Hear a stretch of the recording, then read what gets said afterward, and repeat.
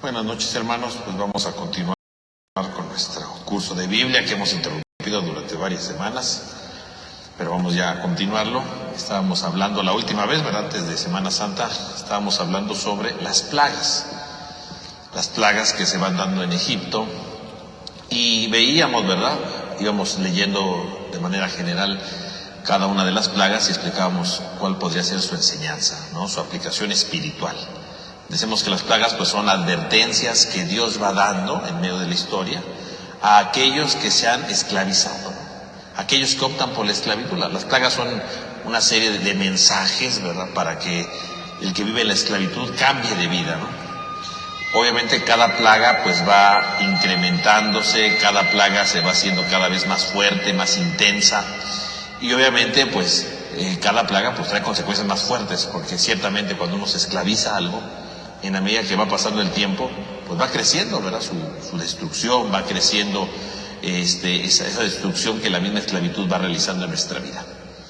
Y entonces veíamos nosotros la clase pasada, ¿verdad?, antes de las vacaciones de Semana Santa, veíamos las primeras 4 plagas. Entonces vamos a continuar con las siguientes plagas, y entonces vamos a empezar con la 5ª plaga, ¿no?, que es la plaga sobre el ganado, ¿no?, que la podemos encontrar nosotros en el libro del Éxodo, en el capítulo 9, versículo del 1 al 7, ¿no?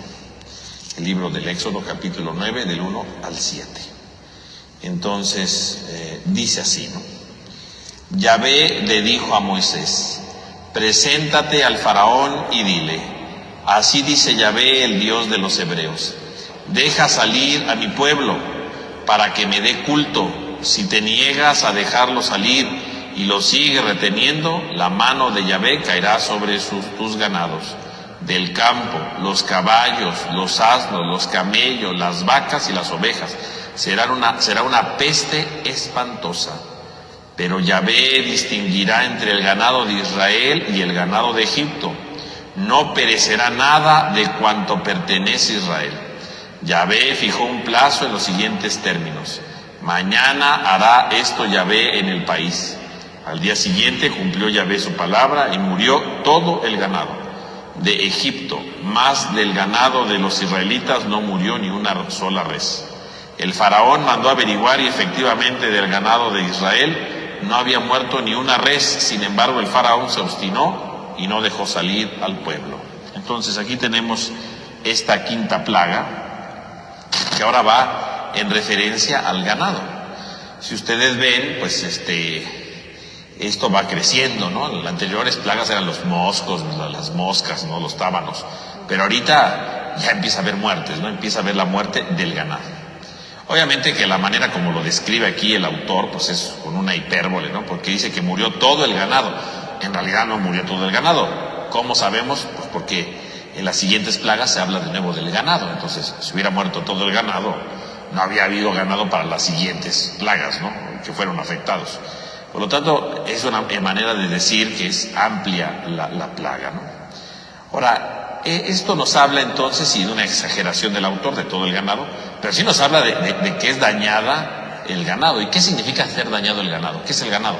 Pues el ganado es la producción para la vida, para la economía, ¿no?, para la supervivencia de un pueblo, ¿no? Es decir, cuando hablamos del ganado, no nada más estamos hablando de los animalitos, ¿verdad?, que pueden caer bien, porque el ganado en sí mismo no es para los hebreos pues solamente una serie de mascotas, ¿no?, sino el ganado sirve pues para alimentar al pueblo, ¿verdad?, con la leche, con la carne, etcétera, ¿no? Es decir, el ganado es el símbolo de la producción, ¿no?, de la vida económica, ¿no?, de la supervivencia de un pueblo. Si muere el ganado, pues obviamente hay una amenaza de hambre, ¿no? Hay una amenaza económica, ¿no? Porque obviamente si hay menos ganado, ¿qué significa? Que suben los precios, ¿no? Hay, diríamos nosotros en nuestros términos modernos, una inflación, ¿no? Porque empiezan a subir las cosas, ¿no? Por lo tanto, esta plaga lo que está haciendo no es simplemente que se muera el ganado, porque algunos podrían pensar nada más en los animales y decir: ay, pobrecitos animalitos, ¿no?, se murieron. Ay, Dios que mató a los animalitos. Pero no, ese no es el sentido. El verdadero sentido de esta plaga que muere, que este ganado que muere, es el golpe a la economía de Egipto. O sea, no es tanto que se mueran los animales, no, sino lo que significan esta muerte de los animales, ¿no? Y entonces aquí es una cosa muy fuerte, porque entonces significa que hay un golpe duro a la economía de Egipto. Y por otro lado, vemos que esta plaga ya se distingue de las otras, porque en general las otras plagas decía que llegaron los moscos, que llegaron los tábanos, ¿verdad? Que el agua se pintó de rojo, etcétera, ¿no? Con la sangre. Pero aquí Dios hace una distinción.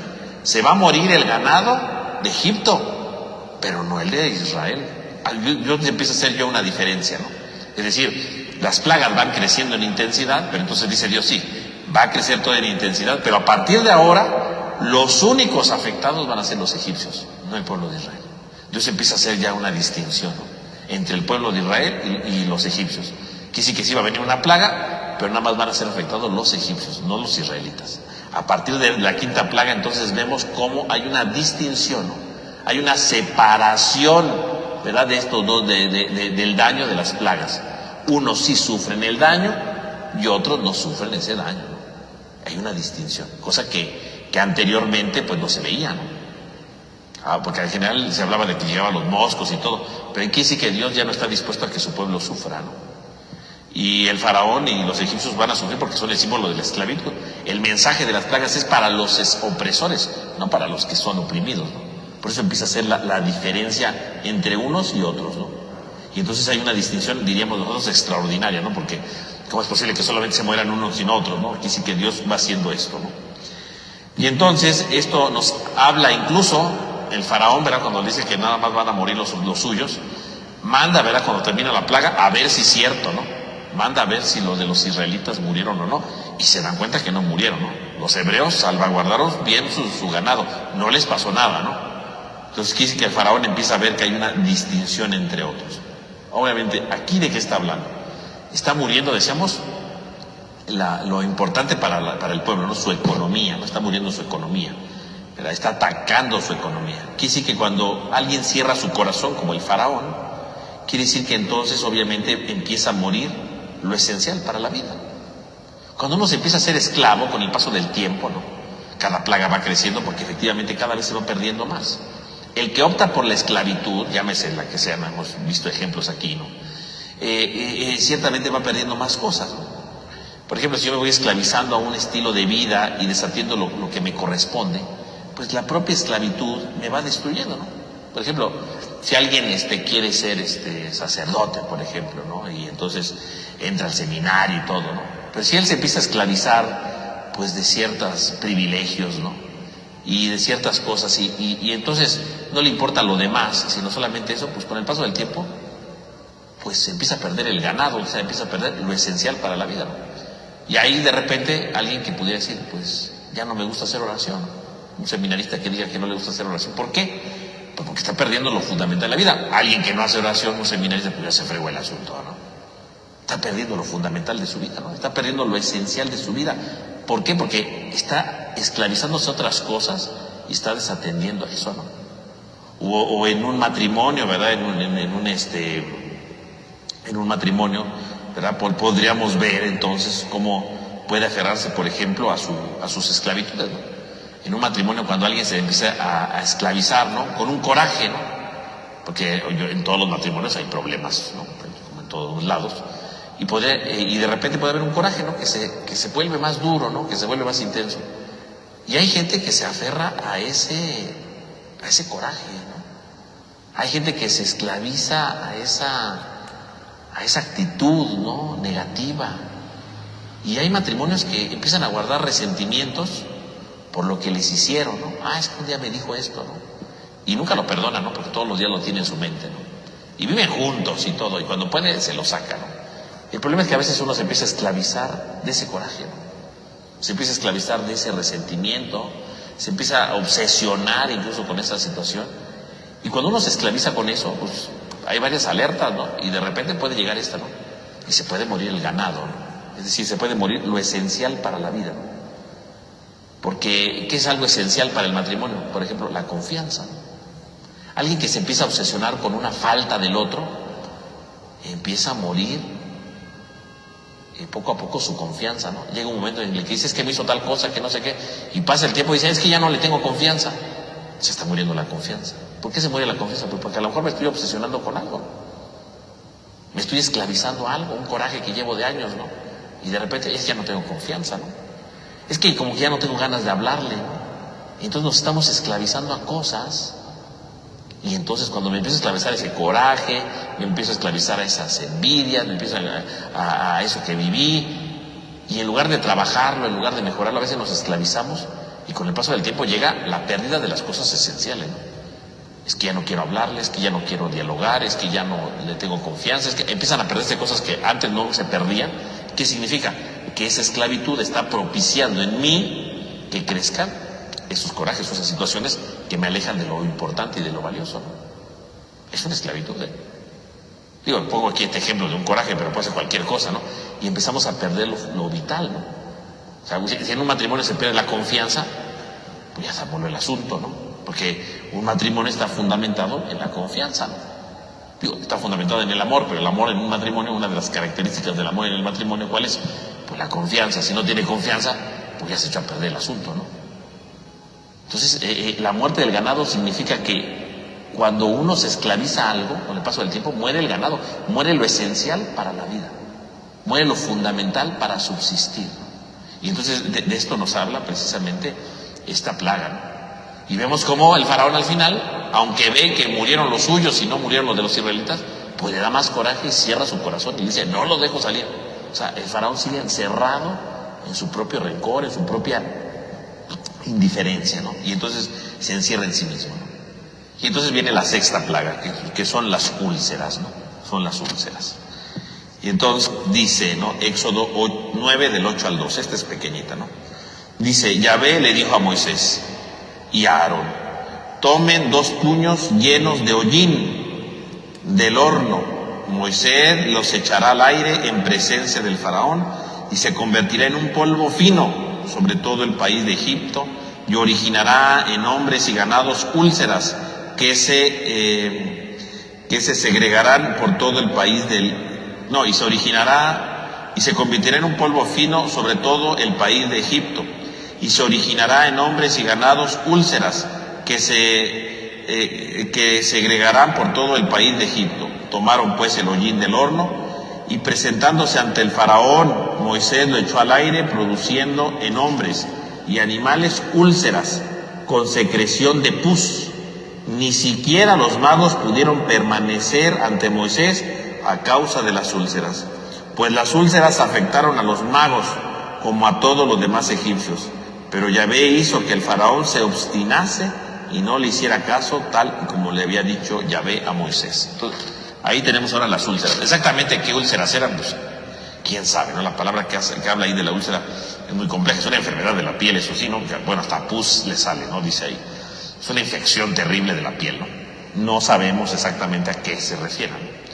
Lo cierto es que afecta a todos los hombres, dice. Fue algo que afectó a todos los hombres. Incluso dice aquí, a los magos, ya se acuerdan que los magos también convirtieron el agua en sangre, ¿no? Ya habían puesto ahí las ranas, o sea, los magos según se las daban de mucho poder, ¿no? Porque ellos podían imitar a Moisés, ¿no? Como diciéndole, lo que tú haces no nos sorprende porque también nosotros podemos hacerlo. Pero aquí cuando llegan las úlceras, pues resulta ser que a ellos les salen úlceras y no pueden controlarlas, ¿no? Los lastima también. Entonces aquí es la caída de los magos, ¿no? Y aquí es la caída de todo lo humano, ¿no? Porque uno a veces dice, yo lo puedo todo, ¿no? Yo las logro todo, yo puedo hacer todo lo que me venga en gana. No, porque resulta ser que aquí con la sexta plaga, pues ya no lo puede todo. Aquí en la sexta plaga resulta ser que el hombre, ¿verdad? Los magos se dan cuenta que ya no pueden hacer nada, ¿no? Que todo está perdido. Es una cosa terrible, ¿no? Porque en el fondo es el límite de lo humano, ¿no? A veces nosotros decimos, yo puedo todo, pero hay un momento en el que decimos, esto no lo puedo hacer yo. Ya se escapa de mis manos, se escapa de mi inteligencia, se escapa de mis cualidades, o sea, se escapa de todo, ¿no? Yo ya no puedo. Entonces, ¿qué significa esto?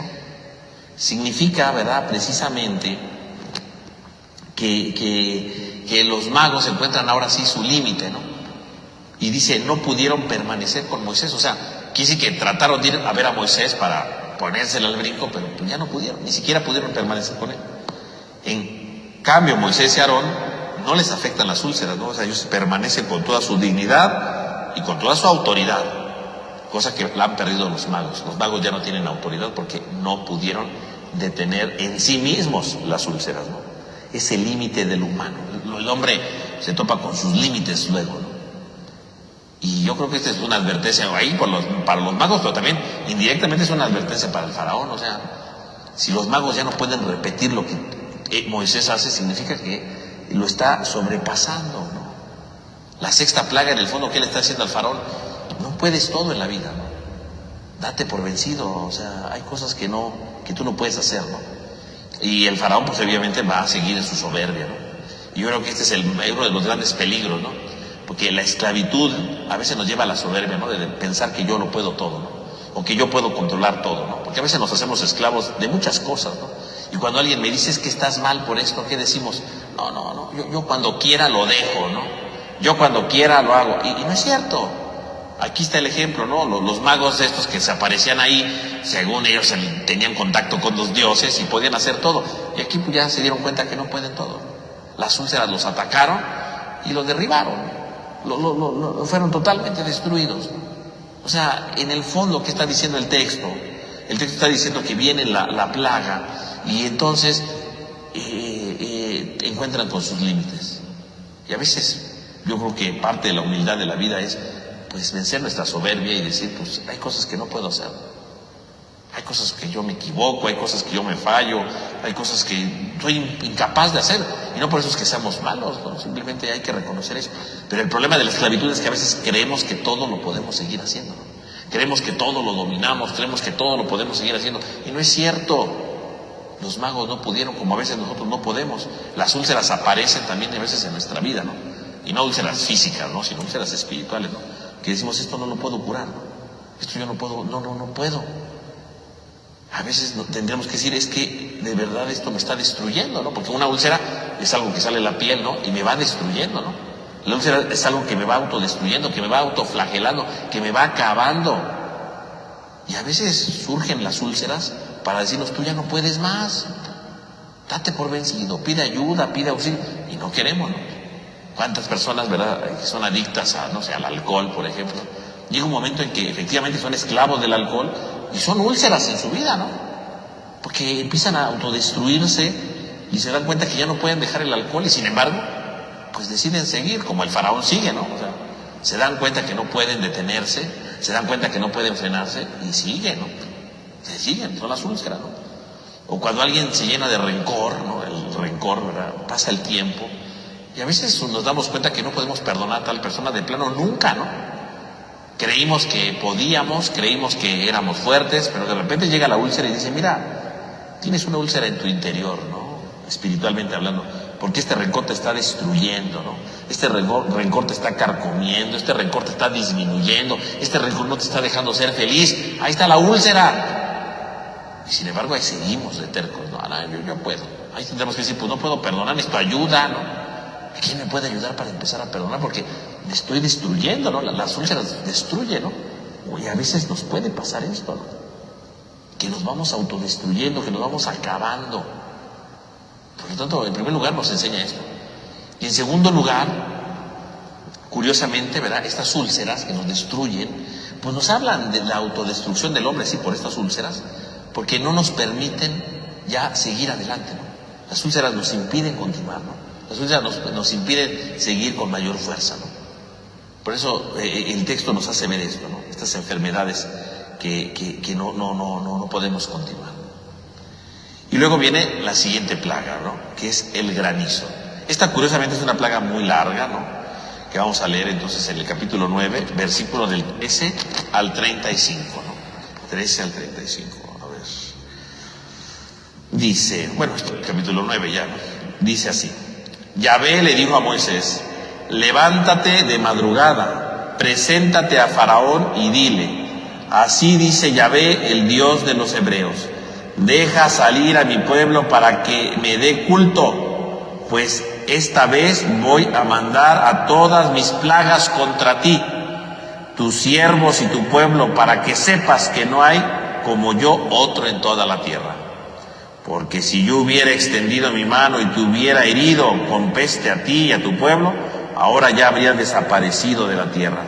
pero te he preservado para mostrarte mi poder, para que se proclame mi nombre por toda la tierra, puesto que aún te resistes en dejar partir a mi pueblo. Mañana a esta hora haré caer una granizada tan fuerte como no lo ha habido en Egipto desde la fundación hasta hoy. Ahora pues manda recoger tu ganado y cuanto tienes en el campo. Sobre los hombres y los animales que se hallen en el campo y no sean recogidos en casa, caerá granizo y los matará. Los siervos del faraón que temieron la palabra de Yahvé recogieron en su casa sus esclavos y ganados, mas los que no hicieron caso a la palabra de Yahvé dejaron en el campo a sus esclavos y ganados. Yahvé le dijo a Moisés: extiende tu mano hacia el cielo y caerá el granizo en todo el país de Egipto, sobre los hombres, los ganados y toda la hierba del campo en el país de Egipto. Moisés extendió su cayado hacia el cielo y Yahvé lanzó truenos, granizo y rayos a la tierra. Yahvé desencadenó una lluvia de granizo sobre el país de Egipto. El granizo y los rayos mezclados con el granizo fueron tan fuertes que nunca se habían visto una cosa semejante en el país de Egipto desde que comenzó a ser una nación. El granizo devastó cuanto había en el campo, hombres y animales, y en todo el país de Egipto el granizo machacó también toda la hierba del campo, tronchó todos los árboles del campo. Tan solo en la región de Gosén, donde habitaban los israelitas, no hubo granizo. El faraón hizo llamar a Moisés y a Aarón y les dijo: esta vez he pecado con Yahvé, que es justo, y mi pueblo y yo somos culpables. Ruéguenle a Yahvé, basta ya de truenos y de granizo, los dejaré salir, no les quitaré más su tiempo. Moisés le respondió: cuando salga de la ciudad extenderé mis manos hacia Yahvé, cesarán los truenos y no habrá granizo, para que sepas que la tierra entera es de Yahvé, porque sé que tú y tus siervos aún temen a Yahvé Dios. Se estropearon el lino y la cebada, pues la cebada estaba ya en espiga y el lino en flor. El trigo y la espelta no se estropearon por ser tardíos. Moisés salió de la presencia del faraón, de la ciudad, y extendió las manos hacia Yahvé, y cesaron los truenos y los granizos, y no cayó más lluvia sobre la tierra. Cuando Faraón vio que había cesado la lluvia y el granizo y los truenos, y de sus siervos se obstinaron de nuevo. Se obstinó pues el Faraón y no dejó salir a los israelitas, como Yahvé había dicho por boca de Moisés. Ahí está el relato, ¿no?, un poco amplio sobre esta plaga del granizo, ¿no? Entonces, aquí, bueno, primero que nada, Faraón recibe un anuncio fuerte, ¿no? Serás golpeado con todas las plagas, dice, con todas las plagas. O literalmente, en hebreo dice, con todas las plagas de mis plagas. O sea, es una manera superlativa, ¿no? O sea, serás golpeado con una superplaga, ¿no? Podemos decirlo así, ¿no? Con la plaga más fuerte, ¿no? Como si recibieras muchos golpes juntos, ¿no? O sea, la siguiente plaga será una serie de golpes contra ti, ¿no? Pero continuos, ¿no? Si las otras plagas eran un golpe, esta plaga que viene no es un golpe, ¿no? Esta plaga que viene van a ser muchos golpes, ¿no? Terrible, ¿no? O sea, Yahvé le dice: ven ya, o sea, no quieres dejar salir a mi pueblo, todo lo que has visto y todavía sigues aferrado a seguir esclavizando al pueblo. Bueno, entonces viene la gran plaga, ¿no? Los golpeteos, ¿no?, de Dios, ¿no? La plaga de las plagas, ¿no? Y en el fondo, ¿verdad? Dice, y esto lo voy a hacer, dice Dios, no para castigarte, ¿no?, sino para que veas todo lo que está pasando y te conviertas, ¿no? O sea, en el fondo lo que Dios quiere es que el faraón cambie. O sea, todas estas plagas no son para castigar al pueblo, ¿no? Lo que habíamos dicho desde el principio, ¿no? Las plagas no son castigos de Dios. Las plagas no son castigos que Dios está mandando para fregarse a los egipcios, no. Las plagas son advertencias al faraón, ¿no? Y son las grandes advertencias para el hombre que vive esclavizado, que quiere la esclavitud, que quiere la destrucción, que quiere la denigración. Son los golpes de Dios, y golpes en el sentido de advertencias, ¿no?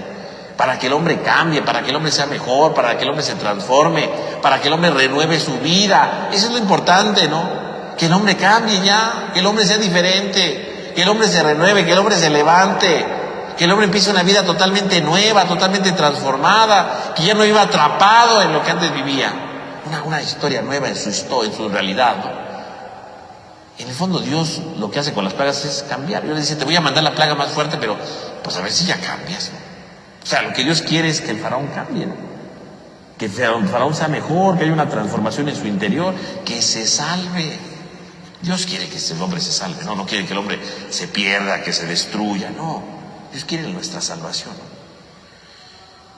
Y entonces vemos cómo efectivamente, ¿verdad?, empieza todo esta plaga. Y vemos cómo Dios da, o sea, es una de las plagas más fuertes, dice Dios, pero le da la oportunidad al hombre que se salve. Porque le dice Dios, la plaga que sigue va a ser un granizo. Y ese granizo va a destruirlo todo lo va a destruir. Pero si guardan en sus casas a sus ganados, y habla de los ganados, por eso le digo que no destruyó todos los ganados, ¿no? Ahí habla de los ganados. Los ganados y a tus esclavos se van a salvar. O sea, Dios dice que viene una plaga fuertísima. Y les dice en qué consiste y qué pueden hacer para salvarse. Si Dios no hubiera querido que se salvaran, hubiera dicho, órale, que caiga el granizo, y quien se salvó, y quien no, pues ni modo.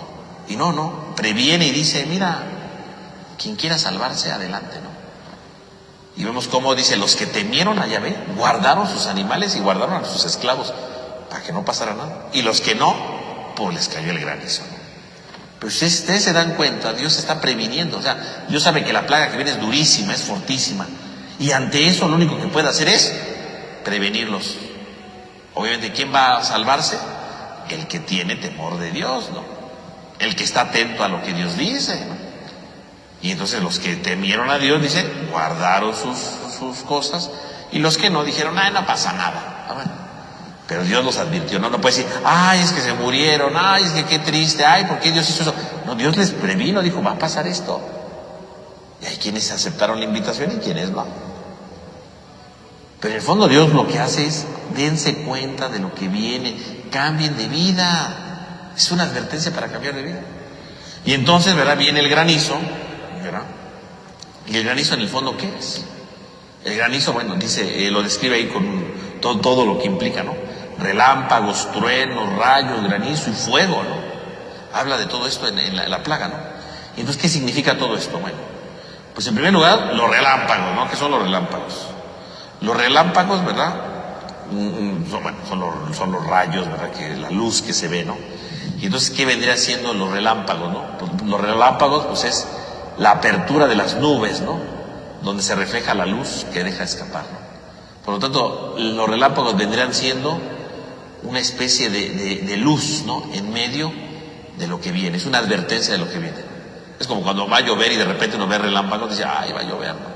A veces no llueve, ¿no? Pero ya cuando uno ve relámpagos dice, híjole, ya va a llover. Es la advertencia. O sea, antes de que caiga el granizo, hay una advertencia. Entonces, ¿qué son los relámpagos? La advertencia de lo que ya viene. O sea que los que todavía no habían guardado a sus animales, si están viendo los relámpagos, debieron de haberlos guardado. Dios los está previniendo primero, ¿no? Y entonces sí, vienen los truenos, ¿no? Empieza a escucharse el trueno, ¿no? Y el trueno, ¿verdad?, pues representa la voz de mando, ¿no? Es la voz de Dios. Los truenos representan la voz de Dios. Es Dios que está hablando. Ya no solamente está la luz, es la voz de Dios que empieza a hablar, ¿no? Y empiezan a caer los rayos, ¿no? Y los rayos, ¿verdad?, en la Biblia representan, pues, una especie de lanza de Dios, ¿no? La lanza que va contra el enemigo, la lanza que va contra el que no tiene temor, ¿no? Empiezan las lanzas. Y entonces, si ya hubo la luz, ya fue el trueno, ya están cayendo los rayos, bueno, pues ya, si tú no guardas a los animales después de todo eso, bueno, pues ya no puedes decir que Dios no te previno, o sea, te previno por todos los lados. Y entonces sí viene el granizo, ¿no? Que serían las armas, ¿no? Las armas de Dios para la destrucción, ¿no? Y se habla del fuego, ¿no? Por eso algunos han dicho que tal vez este granizo pudo haber sido alguna erupción de algún volcán, ¿no? Por el fuego, ¿no? Porque no fue un granizo nada más, sino con fuego. Bueno, esa es una hipótesis de los científicos, pero bueno, el fuego representa el castigo, ¿no? Pero el castigo no para humillar o para destruir, ¿no? Sino el castigo para ayudar a recapacitar al hombre, ¿no? Ayudar a que el hombre cambie su punto de vista, ¿no? O sea, es como cuando la mamá le dice al hijo, ¿verdad? Como no hiciste la tarea, pues hoy no ves la tele, ¿no? Por ejemplo, ¿no? Es un castigo, pero en realidad no es porque la mamá quiera fastidiar al niño para que no vea la tele, sino más bien es para que recapacite y te transforme. Es un castigo. Entonces aquí el fuego sería como la idea de recapacitar, o sea, que este granizo con fuego, ¿qué significaría? Pues la invitación de Dios a que recapacites. O sea, ¿por qué no temiste? ¿Por qué no quieres ser libre? ¿Por qué quieres seguir en la esclavitud? ¿No? O sea, sería como esto, ¿no? La idea que está diciendo, ¿no? Y entonces empieza el granizo, empieza todo, y entonces sí, el faraón, ¿verdad?, queda sorprendido de todo lo que está destruyéndose, manda a llamarle a Moisés y dice, ya ya dile a Dios que se acabe esto, ¿no? Ya los voy a dejar ir, ¿no? Y efectivamente Moisés dice que termina con todo, ¿no? Ya no hay más rayos, ya no hay más destrucción, ya no hay nada, y el faraón dice que siempre, ¿no? O sea, al final de cuentas significa que el faraón sigue duro en esto. Entonces, la enseñanza de esta plaga del granizo, en el fondo, ¿qué es? Que el hombre que vive esclavizado, ¿verdad? El hombre que vive en la esclavitud, de repente se da cuenta de sus errores. Porque el faraón se da cuenta cuando ve todo el desastre que está pasando, pues, le implora a Moisés, ahora sí voy a salir, ¿no? Y efectivamente hay gente que cuando está cayendo en la esclavitud de lo que sea, de repente dice, sí, es cierto, ¿verdad? La estoy regando, estoy fallando, estoy equivocado. Pero ya que le va bien, dice, no, pues ya, sigo siendo el mismo, ¿no? Y así pasa. Hay gente que de repente le va mal por algo y dice, no, ahora sí voy a cambiar, ya voy a ser mejor, ya no voy a portarme mal, ya no voy a hacer esto, ya no voy a hacer lo otro, ya no voy a ir a tal lado, ¿no? Y entonces ya voy a cambiar. Y de repente, ya que todo se empieza a solucionar, vuelve lo mismo, ¿no? Y así le pasa a mucha gente, ¿no? Que de repente sí, ¿verdad? Llega un momento terrible en su vida donde se da cuenta de sus errores, como el faraón se dio cuenta aquí, promete que va a cambiar, como prometió que ahora sí iba a dejar salirlos, y al final sigue siendo el mismo. O sea, quiere decir que el faraón aquí, cuando se da cuenta de eso, tenía la oportunidad de lo que Dios quería, que se salvara, y no quiso salvarse. Le dijo a Dios, no, mejor voy a seguir igual, ¿no? Mejor voy a continuar con esto, mejor voy a seguir con esta situación. Fíjense cómo se cierra totalmente a la salvación, no quiere que se cambie. Y así nos pasa a nosotros a veces, ¿eh? No nada más el faraón, también nosotros a veces decimos, ay, ahora sí voy a cambiar, ay, ahora sí voy a ser mejor, ay, ahora sí voy a hacer aquello. No, porque resulta ser que no lo hacemos. Resulta ser que no nos comprometemos, resulta ser que no lo realizamos, ¿no? O sea, a veces nada más decimos que sí, pero a la mera hora no lo hacemos. Y esta plaga es muy interesante porque entonces habla de cómo en el camino de la esclavitud, en las señales que Dios nos va dando, en la advertencia de Dios, a veces sí nos damos cuenta de nuestras fallas, pero cuando todo se soluciona, seguimos siendo los mismos, ¿no? Y así hay mucha gente, ¿no? Ay, es que me cometí este error gigantesco, de verdad, que no se den cuenta, que no esto, ¿verdad? Y empiezan ahí a suplicarle a Dios y a ver qué van a hacer. Y ya que se arregla todo, vuelven a lo mismo, ¿no? Volvemos a lo mismo, ¿no? Y ahí está, ¿no? El problema, ¿no? Y en medio de esa situación, ¿verdad? Entonces viene la siguiente plaga, ¿no?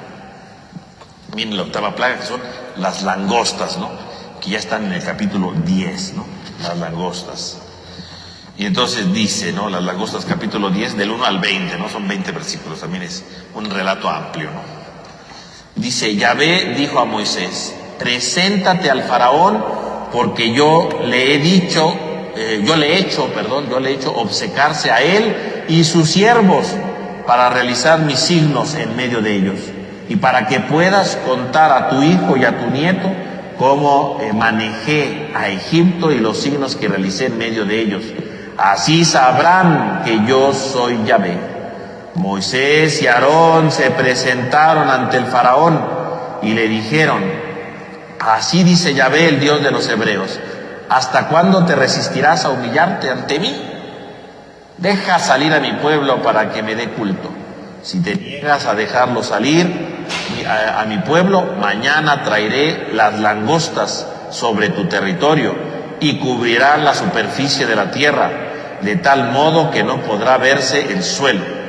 Devorarán lo que les quedó de la granizada y comerán todos los árboles que crecen en sus campos.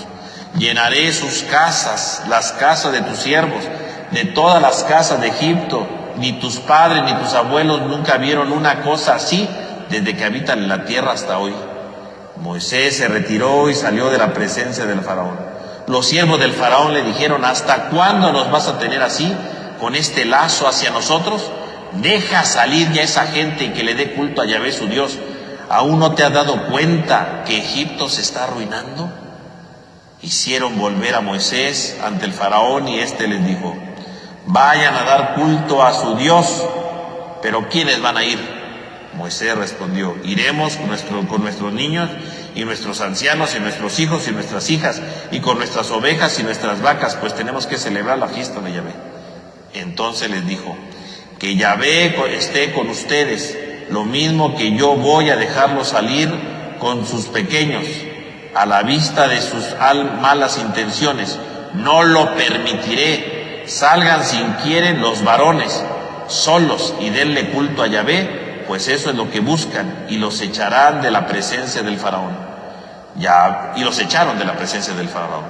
Yahvé le dijo a Moisés: extiende tu mano sobre el país de Egipto, para que venga la langosta que invada el país de Egipto y devore toda la hierba del país y cuanto quedó del granizo. Moisés extendió su cayado sobre el país de Egipto, y Yahvé hizo soplar un viento del este sobre el país todo aquel día y toda la noche, y cuando amaneció, el viento del este había traído la langosta. La langosta invadió todo el país de Egipto y se posó en todo su territorio el egipcio. Una nube de langostas como no la había habido hasta entonces, ni la habría después. Cubrió toda la superficie del país, oscureciendo la tierra. Devoró toda la hierba del país y todos los frutos de los árboles que el granizo había dejado. No quedó nada verde, ni en los árboles, ni en los campos, ni en el país de Egipto. Así pues, el faraón se apresuró a llamar a Moisés y a Aarón, y le dijo: he pecado contra Yahvé su Dios y contra ustedes. Perdonen mi pecado por esta vez, y ruéguenle a su Dios que aparte de mí esta plaga mortífera. Moisés salió de la presencia del faraón y le rogó a Yahvé. Yahvé cambió la dirección del viento, que sopló con toda su fuerza del oeste, y se llevó la langosta y la arrojó al mar de Suf. No quedó ni una langosta con todo el territorio de Egipto. Pero Yahvé hizo que el faraón se obstinara y no dejó salir a los israelitas. Bueno, entonces ahí está, las langostas. Bueno, la langosta es una cosa terrible en la antigüedad, ¿verdad? Tanto en la Biblia como en la antigüedad, en todas las civilizaciones antiguas. La peor plaga que puede haber es las langostas, ¿no? Porque las langostas llegan y efectivamente van comiéndose todo, ¿no? Eso es una cosa terrible, ¿no? O sea, no es... A lo mejor hoy día no estamos tan acostumbrados a escuchar esto, porque hoy en día existen los insecticidas y todas estas cosas que les echan a las plantas, precisamente para evitar este tipo de plagas.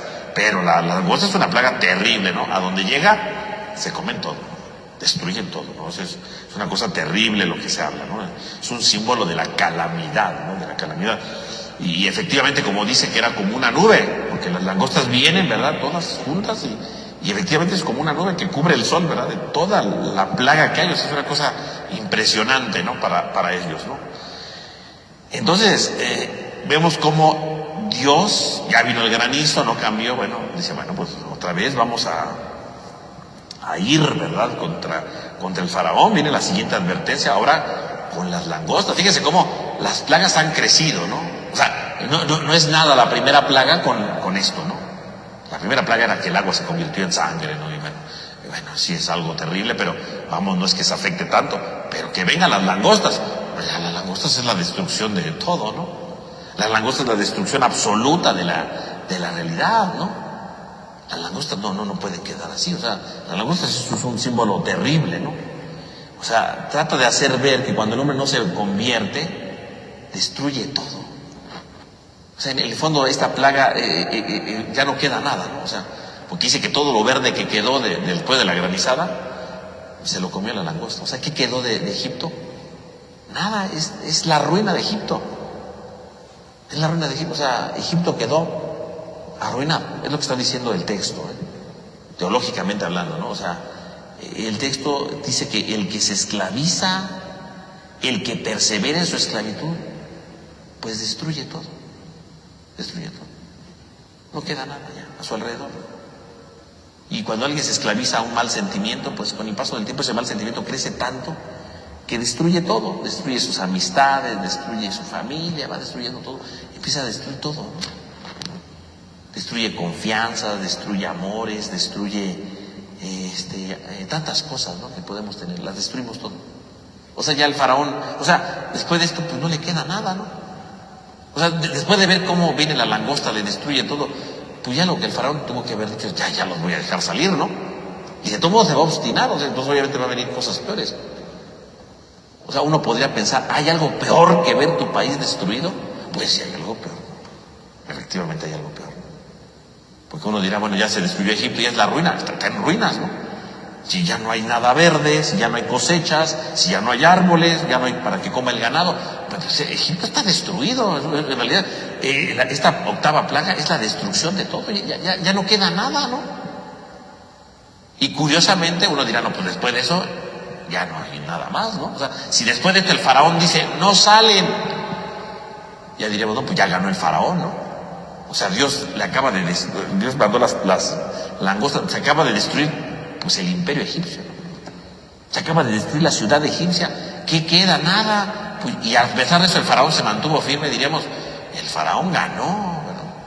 Le ganó a Dios porque aunque prefirió la ruina de su país antes que sucumbir al poder de Dios. El faraón se mantuvo en su esclavitud, se mantuvo en su dureza, le ganó a Dios. Pero no es cierto, porque faltan todavía 2 plagas, imagínense, o sea, no es cierto, siempre hay algo peor. Nadie puede decir, después de esto ya no hay nada peor, no, tiéntele y verá que siempre hay algo peor, tiéntele. Y el faraón le tentó ahí, ¿no? Pero en el fondo, ¿qué significa? Que cuando uno se aferra a algo, destruye todo, ¿no? Es la verdad, ¿no? Cuando yo me aferro a algo con todo mi ser, aunque sé que está mal, porque aquí el faraón sabe que ya está mal, porque ya ni siquiera es algo que al principio era que no salgan, etcétera. Aquí él sabe que esto que está haciendo está mal, ¿no? Para empezar, porque ya se dio cuenta de la anterior plaga, ¿no? Con el granizo, se dio cuenta que había hecho el mal, ¿no? Y no lo dejó salir. Y ahorita otra vez el faraón se da cuenta que él ya sabe que está mal y se sigue aferrando en su posición y prefiere que se destruya su país a dar su brazo a torcer, ¿no? Diríamos nosotros, ¿no? Prefiere que el país se destruya antes que él siga eso. Esto es lo peor que puede pasarle a alguien esclavo, ¿eh? Preferir que todo se destruya para eso, ¿no? O sea, si lo pensamos, por ejemplo, en las guerras, ¿por qué las guerras siguen? Pues porque hay alguien, ¿verdad? Un líder que se aferra a una guerra que a lo mejor sabe que va a perder y sin embargo sigue la guerra y que se destruye su país, que se destruya su población, que se desangren sus soldados, no le importa, porque él sigue aferrado en eso, aunque al final pierda, ¿no? Se aferra a la violencia, se aferra a su poder, se aferra a lo que quiera, ¿no? Y se destruye, ¿no? O cuando alguien se aferra al poder, ¿no? Y puede haber guerras, y puede haber tanto, y me sigo aferrando, aunque se destruye un país, ¿no? Las guerras, ¿verdad?, entre países, o las guerras internas en el fondo, porque alguien se aferra en el poder, ¿no? Porque quiere mantenerse, no le importa si les destruye el país, ¿no? Así pasa, ¿no? Cuando surge un dictador y empieza una revolución, empiezan a matarse, a destruirse, y entonces si uno se aferra, pues se siguen matando entre todos, ¿no? Yo sigo en el poder, pero cada vez se va dañando, se va destruyendo porque me quiero aferrar, ¿no? Digo, hablando de un presidente, ¿no? Pero eso lo puede ver en una compañía, ¿no? En un trabajo. Alguien que sabe que está haciendo mal y en lugar de decir, pues ya, ¿para qué le hago el cuento, no? Si ya estoy destruyendo aquí todo, ¿no? Ah, no, me voy a aferrar, ¿no? Y se aferra. Y por aferrarse, lastima empleados, y por aferrarse hace que otros se peleen, y por aferrarse les quita autoridad, y por aferrarse les da un montón de cosas, con tal de él estar ahí en el poder, ¿no? En lugar de decir, pues ya la regué, ¿no? Ya, ¿para qué estoy aquí? Ya hice tantas cosas mal, pues ya, ¿para qué sigo lastimado? Ah, no, yo sigo. Y así pasa, ¿no? Hay lugares de trabajo terribles que se convierten en un infierno, porque hay alguien que se aferra al poder, que sabe que ya la regó, que sabe que ya lastimó, que ya sabe que hirió, y a pesar de eso, sigue aferrándose al poder, ¿no? Y eso puede pasar en una familia, ¿no? También, no vayamos más lejos. Una familia, cuando yo me quiero aferrar siempre a tener la razón, ¿no? Y a veces, digo, puede haber cosas sencillas, ¿no? Pero a veces hay cosas graves en una familia en la que yo mismo sé que estoy mal, porque aquí la cosa de esta plaga es que el faraón sabe que ya está mal, el pueblo de Egipto sabe que está mal, por eso van y le dicen, ya déjalos ir, O sea, ya el pueblo, hasta el pueblo le dice, ya. Y el faraón sabe que está mal y se aferra. Y a veces sabemos nosotros que estamos mal en nuestra familia, pero decimos, no, si yo digo que estoy mal, ¿con quién soy yo para reconocer mis errores? Vamos a seguir hasta las últimas consecuencias, ¿no? Y puedo lastimar a mi familia, y puedo hacerlos sentir mal, y puedo herirlos, con tal de tener la razón. Así pasa a veces en la familia, ¿no? Yo tengo la razón, y si yo tengo la razón, pues entonces no reconozco mi error.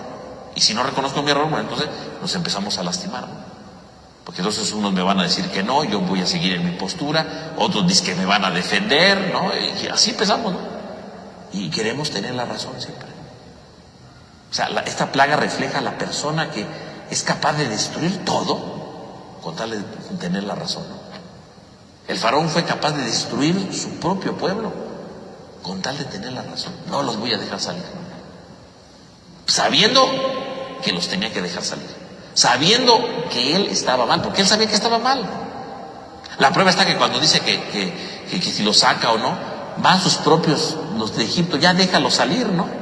Dice, ¿cuándo este hombre nos va a servir de lazo, ¿no? Y cuando dice de lazo, se refiere a las trampas, ¿no?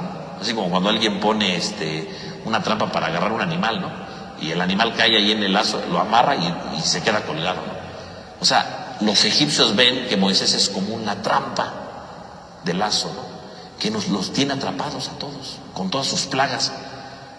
Ya como diciéndole al faraón, ya este señor nos está atrapando, este señor nos está destruyendo, ya déjalo salir. O sea, los mismos egipcios le dicen al faraón, ya déjalo salir, ¿no? Ya, o sea, ya no inventes, o sea, ve cómo estamos después del granizo y todavía sales con que, no sé. Y entonces el faraón es cuando dice, los voy a dejar salir, ¿no? Los voy a dejar salir. ¿Y por qué le dice que los va a dejar salir? Pues porque sabe que está mal, sabe que ya no queda de otra, que ya perdió. Pero cuando le dice, a ver, ¿quién va a salir, no? No, pues vamos a salir todos, ¿verdad? Ancianos, niños, ¿verdad? Ganados, todo va a salir. Pues saben que el faraón se las duele y dice, a ver, no, esto no es una salidita de ida y regreso, esto es lo que quiere es irse de Egipto, ¿no? Y entonces, no, entonces no van a salir. Y otra vez se aferran, sabiendo que ya perdió todo, sabiendo que ya se aferran, ¿no? Van a venir las langostas, que venga la langosta, y pues destruyen todo, ¿no? Acaban todo. Qué curioso, porque mientras que el faraón no quiere reconocer a Dios como el absoluto, como el total, ¿no? Sí reconoce que destruyó su pueblo, porque dice que salió y vio la ruina de Egipto, ¿no? O sea, es una cosa terrible, ¿no? Es el aferrarse. O sea, la esclavitud hace que a veces nos queramos aferrar tanto al poder que somos capaces de destruir lo que amamos para querer subsistir, para querer estar encima, cuando ya no queda nada. Y aún así podemos destruir más porque vienen otras dos plagas, ¿no? Pero fíjense cómo la plaga de las langostas es terrible, ¿no? Es terrible la plaga de las langostas, ¿no? La destrucción total de todo. Por mantenerse, digo, en este caso no es el poder, porque no es que le quieran quitar al faraón, por mantenerse en su posición, ¿no? Por mantener el poder de decir, yo quiero aquí mandar que no se van y no se van. Y pues al final sí le pide perdón, ¿verdad? Y toda la cosa, pero ¿de qué sirvió pedir perdón si ya había destruido su país, ¿no? Y va a seguir la plaga, ¿no? Y algo muy interesante, ¿verdad? Para concluir esta plaga es cómo llegan las langostas. Dice, hubo un viento que llegó y trajo las langostas. Y cuando Moisés, ¿verdad?, le dice a Dios que ya quite las langostas, dice, hubo un viento que se llevó las langostas y las arrojó en el mar. En el fondo, esta destrucción que se hace aquí nos habla de la destrucción final del faraón. Porque al final, ¿cómo va a ser destruido el faraón? Va a venir un viento que va a abrir las aguas del mar, y va a haber un viento que cerrará las aguas y va a ahogar al faraón, ¿no? En el capítulo 12 del Éxodo, ¿no? Ya, que algún día voy a llegar, espero en Dios, ¿verdad? Entonces se cierran las aguas, ¿no? Y se muere el faraón con un viento. ¿Cómo vino la langosta? Con un viento, se las llevó el viento y las sepultó en el agua. Así como un viento abrirá las aguas y sepultará después al faraón en las aguas. Esta plaga está anticipando la destrucción total del faraón, ¿no? Así como por un viento vino una langosta y la destruyó, así por un viento será destruido el faraón. Está anticipando eso, ¿no?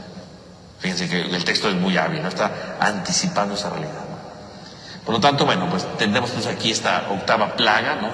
Que habla de la destrucción total. Y que podríamos decir, bueno, ¿cómo fue posible de destruir todo con tal de tener la razón? Bueno, fue capaz. Y así somos capaces de destruir tantas cosas por tener la razón, ¿eh? Así que habría que analizar en nuestra vida cuántas veces he querido tener la razón y cuántas veces destruir cosas por querer tener la razón, por quererme imponer, por querer no dar mi brazo a torcer. ¿Cuántas veces lo hemos hecho, no? Y ojo, esa es una gran advertencia de Dios. Puedes destruir todo por mantenerte en tu punto de vista.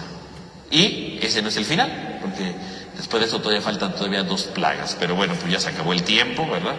Y pues ya no podemos continuar, ¿no? Entonces vamos a concluir aquí con nuestra clase del día de hoy. Ya, Dios mediante, la otra semana pues analizaremos las 2 últimas plagas que nos quedan, ¿verdad? Que será el de las tinieblas y el de la muerte de los primogénitos, ¿no? Que dará pie entonces para el inicio de la salvación a través de la fiesta de la Pascua, ¿no? Pero bueno, eso lo empezaremos a ver ya la próxima semana, Dios mediante. Entonces vamos a terminar con una oración en el nombre del Padre, del Hijo, del Espíritu Santo. Amén. Te damos gracias, Señor, porque nos reúnes en esta noche. Te pedimos para que nos ayudes a reconocer nuestras esclavitudes, a reconocer que a veces destruimos tantas cosas tan valiosas por aferrarnos a cosas superficiales que con el paso del tiempo se desintegran. Ayúdanos a valorar las cosas, ayúdanos a encontrarle sentido a todo, para que nuestra vida vaya cambiando y se vaya transformando. Te lo pedimos a ti que vives y reinas por los siglos de los siglos. Amén. En nombre del Padre, del Hijo y del Espíritu Santo. Amén. Amén. Pues que tengan todos una buena noche y descansen.